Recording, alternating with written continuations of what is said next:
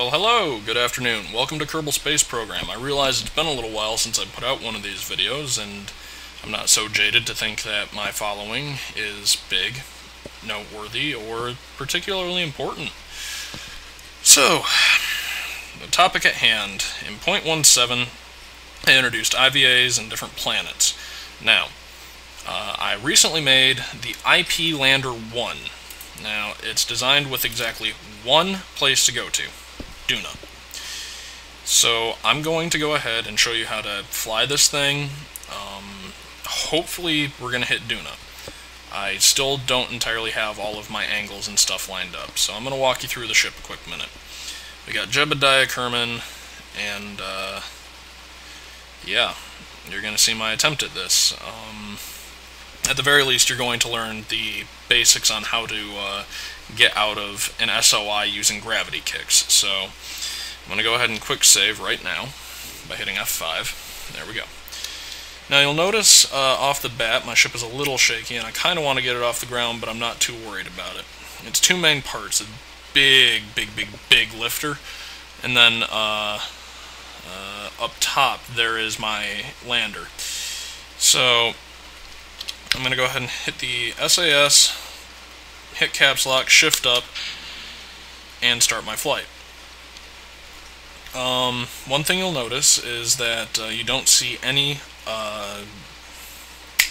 radial decouplers on the solid rocket boosters. It's because when they run out, they're very light, so they don't affect the delta V much on a rocket that's creating this much propulsion.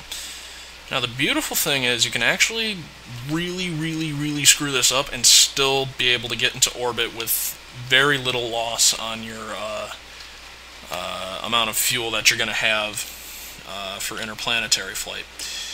That's because I overpowered the crap out of this lower stage. In theory, I haven't tested this yet, but in theory, you might just be able to blitz right out of the SOI with this thing. I wouldn't be too willing to try it, because I don't want to gamble with the life of Jebediah Kerman, because, I don't know, he's nuts, and that kind of speaks to me. So, we've got these firing. Now, what that'll do is it'll put our apoapsis, as we see right about here, it's going to kick it up to about 86,000 meters. And from there, I can just kind of coast up. Now, one problem I have had with this is it's a little bit unwieldy once you get out of the atmosphere. But that is a small price to pay because, to quote, I believe it's John Young, when you're going uphill, you're not looking for comfort. Your end result is to just get there. There we go. Now, yeah, see, yeah, that hit the side of the rocket. No big deal. Now, I'm going to cut because, yeah, I didn't know where we were.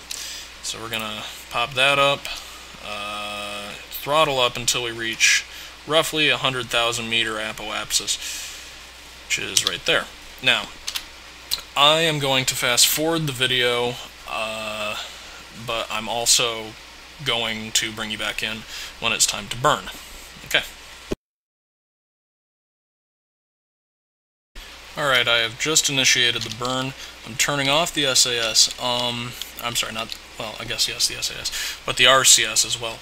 So, this is primarily the stage that will get us into orbit. Now, I did screw this up a little bit, but here's the beautiful part. I'm going to show you how to launch this from anywhere and still be able to hit the Terminator. What's going to happen is I'm going to hit the Terminator very quickly because I didn't check where the KSC was facing before launch. Now, the 6 p.m. Terminator, which is what we're aiming for, is this line of shadow right here. Now, if you'll notice, Ike, which is the moon of Duna, is pretty much right on that line, which is what you want, because in order to get to Duna, you're going to need about a 45-degree angle made between Duna, Sun, Kerbin. How fast are we falling?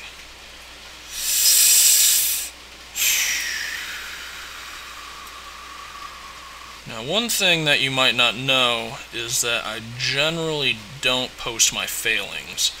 However, the interesting thing about IP missions is I can paradoxically be both incredibly precise. Alright, Now what you're going to want to do, I'll get back to that thought in a second. Now what you're going to want to do is, you see this blue line right here isn't quite in orbit yet. So what we're going to do is we're going to detach, we're going to throttle up all the way. Now in theory, which I'm going to be saying that a lot in this video because I don't have my protractor on the screen. This is mostly just how to do a gravity kick to get out of the atmosphere. Now what you would want to do, and what I'm going to do, dang it. Alright, well I'm at the 6 p.m. Terminator, so I'm going to have to continue my burn. I guess if you want to quickly get into your burn, that's fine, but at the same time you still need to achieve orbit first.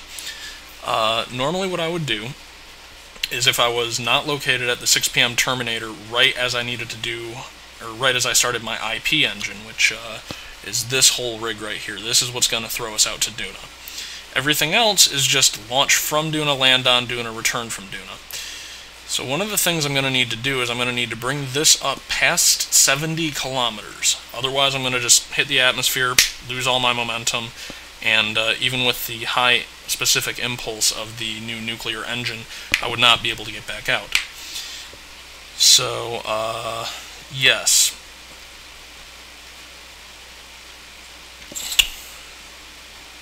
Alright, here's what's going to happen. I'm going to hold Alt and speed up time to 4 times normal time. Now, one thing that's going to happen is I'm still in the atmosphere. Dang it. Alright. Alright. No, you know what? This is good. This is good. I'm gonna... Alright, what we're gonna do is we're gonna... Shoot, we're in the atmosphere. Crap! That's bad. Okie dokie. I'm going to go ahead and bring you back in when I get out of the atmosphere, because my specific impulse in the atmosphere isn't too good. However, crap. Alright, we'll be okay as long as this doesn't dip down too much, and the thing is, I've got enough speed that it won't. So let me see, I'm at lander, oh yeah, I'll be fine. Okay, yeah, I'm gonna shut up.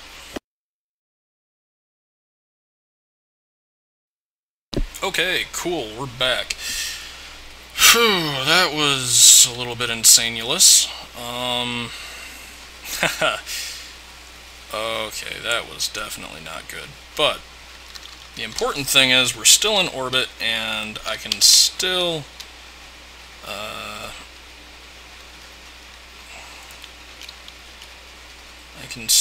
go ahead and save this mission. The nice thing about this now is my RCS has a lot more response over the rocket than when I was launching. Now, one thing I might do to fix that is to put some RCS on the bottom part of the second stage lifter. Now, my only concern with that is currently my design sits at 171 parts and 7 stages, which I found the less complicated the rocket is, the more likely it is that it's not going to crash on a lower-end PC. So, this is exactly what I was talking about earlier, where I need to get the periapsis up to 70,000 meters in order to not crash. After that, my next burn point is this, the 6 p.m. Terminator, right here. So what we're going to do is we're going to speed this up. Oh, cool, we're going to be launching over the KSC, or I guess burning over the KSC. And the thing that blows my mind is that you can actually start your ejection burn, you know, a half hour after you start flying. That just kind of blows my mind. But I guess I'm more easily amused than some. But, yes. Hopefully we're going to intersect Duna, and I will teach you mission parameters with this ship. And by mission parameters, I mean when you're going to fail, and you should just end flight so you don't get a bunch of space debris. This design is quite self-cleaning. Oh, hi there. Yeah, so as long as I am on the 90-degree mark, I will be a happy camper, even if I am facing down. Right. Okay. Now here's how you gravity kick. Right about here, you're going to burn. And when you reach a certain apoapsis, a certain projected apoapsis, you're going to cease your burn. So this takes a while with this engine, so I'm going to speed up the physics warp. Now what we're going to do is, hopefully, before I have to mess with my recording software, I'm going to be able to show you exactly what I mean by a gravity kick. Now, as you see, the apoapsis is staying relatively on the same side of the planet. Now, by gravity kicking like that, we're eventually going to get out of the Kerbin SOI. Now, I'm partial to 450 meters, but honestly, lately I've been doing 500,000 meters, and it's been having better results for me. So I'm going to go ahead and hit X right now. Alright, awesome. We're going to burn here again next orbit.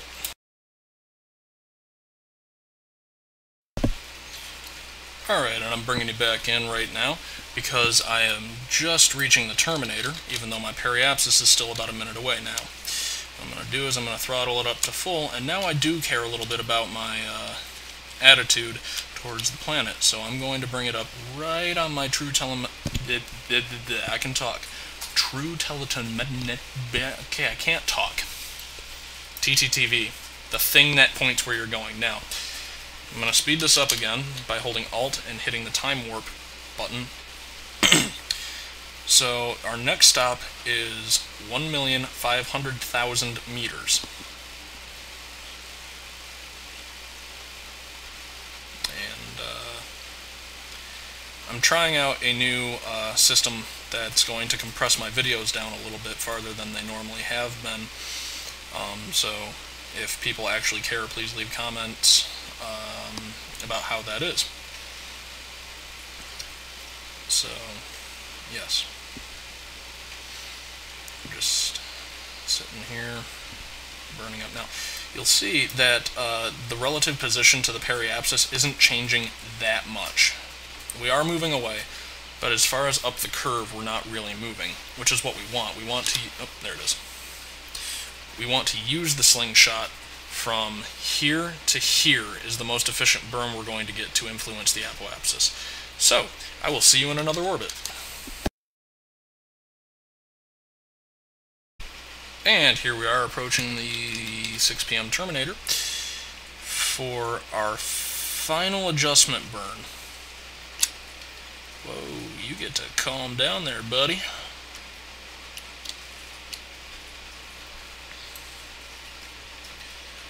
Now, this is, we're going to kick it out to either 4,500,000 meters or 5 million meters.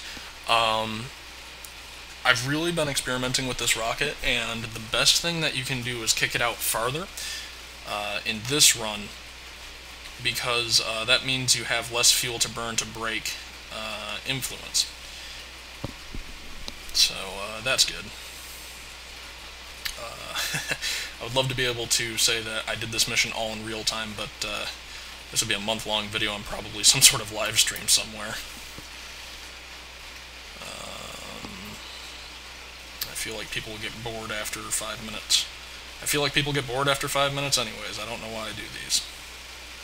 Oh, that's right, because I make ships. Alright. Anyways, we're at about 500... This is what college does to you. You go to class, and then you can't talk. We're at 5 million meters, so this is our final orbit around Kerbin before we break the influence. So I'm going to see you when we get back to the terminator. Okay, we're back at the terminator right now, and I'm just adjusting us a little bit so that we're just right on that. Now, the beautiful thing is we're influencing the orbit a lot. I'm still going to speed it up because it is still a fairly slow process. Now, most of the time you're going to want to be very conservative with your fuel, but I've overbuilt this thing because I know Kerbal Space Program enthusiasts love to just floor it and go. So that's what I designed this rocket in mind with. Now, two things when you're trying to break out from the Kerbin SOI. Number one, when you do the Kerbin SOI, right there, zoom out immediately. Do not stop your rockets, just zoom out. Now, Duna has a slightly elliptical orbit, and I believe I'm on the 19 billion meter side of it. So what we're going to do is we're going to get up till it's just about touching. Then we're going to slow it down, drop back over here, and watch this thing. Now, here's where I might have to scrub the mission, and I'll teach you how to scrub your mission. If it gets to 27 billion meters and you still don't have a orbital inclination change, you've missed, let me just double check that that's online, yes. You've missed Duna. Don't even bother. You could, in theory, swing back around and get it, but you won't have enough fuel to slow down, then you'll start eating into your landing fuel, which that is no bueno. So, you're going to want to have your hand on X for this in order to cut the thrust. Now, the optimal intercept is somewhere right in here, is generally where I can pick it up. But I have occasionally had a really successful mission where I got right there with the intercept. Now what I'm going to do is I'm going to speed this up a little bit. My finger is still over X. And what I'm doing is I'm watching the bottom half of this orbit, because if that disappears, that means I made contact somewhere, and I will hit X immediately. That way I only have to watch 1 point instead of 2. Yeah, I think we missed it. Damn. Like I said, I don't have my angles really lined up. This is more just like an impromptu how to gravity kick, how to fly this thing.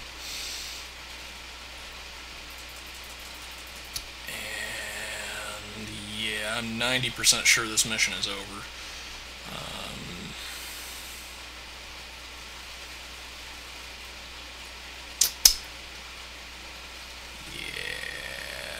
We hit 27 billion without making contact. We don't have enough fuel to get back. Yep, that's the mission. That's it. I failed to reach Duna. However, that is how you get there in theory. Now, what might be my problem... Oh yeah, I'm in way too close. The rule of thumb is you want to be 45, so what I'm doing, 45 degrees from Duna, behind it. What I'm doing is I'm drawing a line here, and drawing a line here, which is roughly 90 degrees. 45, if I can angle it right, would be right here. So as you see, Kerbin is just a little bit too far forward in order to hit Duna. So this has been that one guy. You know what? No, it hasn't been. I'm going to show you a couple of things. Number one, you still have enough fuel in this tank to get into orbit around Duna. What you're going to do is you're going to use this tank to not only get into an orbit that's about 100,000 by 100,000, you're going to use it as your deorbiting burn. Now you're going to land sort of like the moon. As soon as you are empty with this fuel, you're going to eject it. Now what's going to happen is these three motors here are going to light. You're going to want to slow down for a little while. You're going to deploy your chutes. When your chutes go, you need to slow down very quickly, down to around 100 meters per second. That'll allow your chutes to deploy. When they deploy, cut your engines. I will make another video, but as it sits right now, I'm just trying to get this one up so people don't rip my head off for not knowing how to fly this thing. You're going to deploy chutes. Obviously, you have your gear down. Now, the trick is Duna's quite mountainous, so you're going to want to hope and pray for a flat-ish landing area. Now, after that, you're going to use these to break Duna gravity and get into orbit. Now, from there, you can either, or get close to orbit. Now, from there, you can either dump them back onto the planet and have a cleaning system, or you can conserve your transit stage, which is another nuclear engine right here that will propel this whole thing back into the Kerbin SOI, and then you can drop yourself down onto Kerbin, no problem. So, yeah, the landing apoapsis is 30,000 meters, and then when you get within the moon's SOI, drop it down to 20,000. That'll give you enough atmospheric exposure without giving you a high G-force, while preserving all your delta V and stuff. So, yeah, this has been that one guy. I'm going to definitely retry this launch, and if I get into the Duna SOI with this, I think what happened is I ran 2 missions this morning, and I got slightly out of alignment. Not to Duna. You have a very specific launch window. It was to the Mun. Yeah. Okay, I'm done.